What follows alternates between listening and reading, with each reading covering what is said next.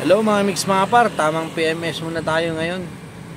At good morning pala kay Boss Benji dahil binigyan kami ng sobrang laking tiwala dahil kami ang laging nagme-maintenance dito sa mga sasakyan ng NC2 TESDA, mga school driving.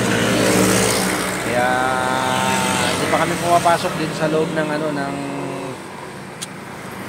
TESDA. Papasalamat ako kay Boss Benji. Maraming salamat Boss Benji dahil sa buong tiwala mo sa amin at tumawag ka sa amin dahil sa serbisyo namin. Ang gagawin lang namin mga mix mga par, tamang PMS muna kami.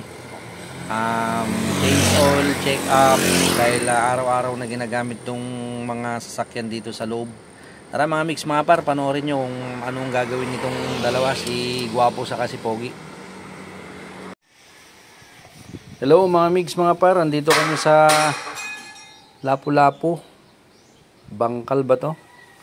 Dito kami sa Excel Up Driving NC2, mga gamit na mga school driving. Ito na naman mga mix mga par, ay check upin na naman namin to. Tulo na naman to mga mix mga par. Sumabit yung yung nagpa-practice mag-drive nabutas ang ang napitpit ang oil filter. Kaya ang gawin natin to, diretso na natin change oil. Tapos ito namang isang pikanto. Uy, pa-easy lang kayo, nakaupo dyan ito namang pikanto ay tulo rin. Buksan mo nga yun, boss. Buksan mo. Boss na kita, pahiga-higa ka dyan Buksan mo to. Na camera.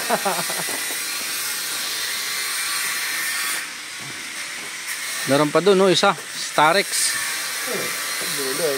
Buksan mo.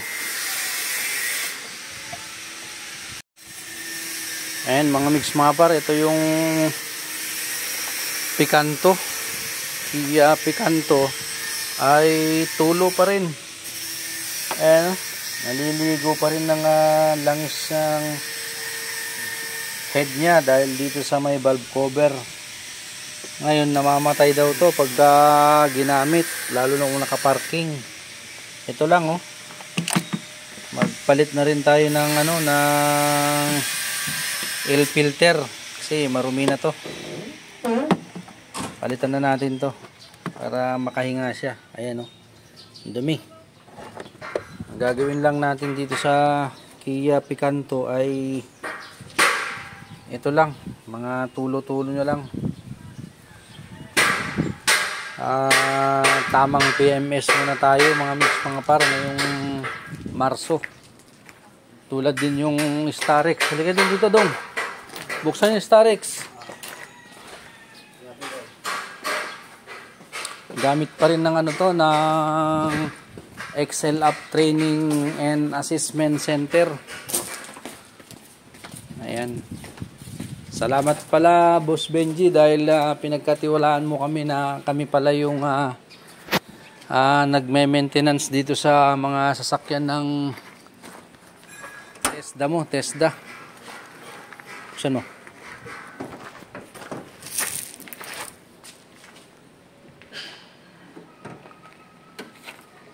Ayun. Ito. Starex. Merap umandar. Tulo pa rin tulo ng turbo. Salwak ng langis.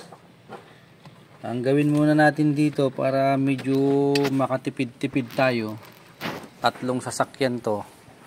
Ay change oil muna natin lahat. Kasi sobrang dumi na yung sobrang dumi na, sobrang na pala, itim yung langis ayan dito sa may kamay ko na lang.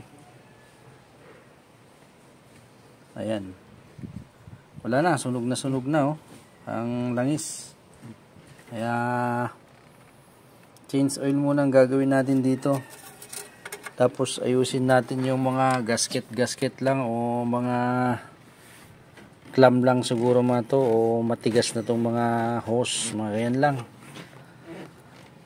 Ikaw, gagamutin din kita? O gagamutin o ayusin ko yung ano. Ay, kung ano ng lock din ng uso niyan.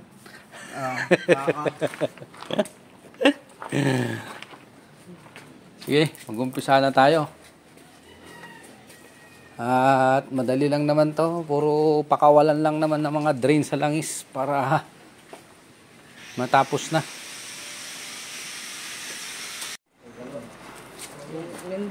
Bakit yung langis? Hindi yan kasi nakataliid na yan. Tamang PMS to si Pogi. Galing magtanggal ng filter. Filter ng Starex. Yun lang. Ayun. Yun, veterano. Veterans.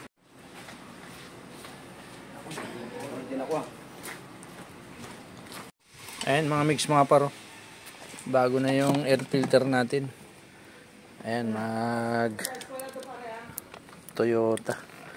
Mag change oil muna tayo dito sa Picanto saka Celerio saka Starex.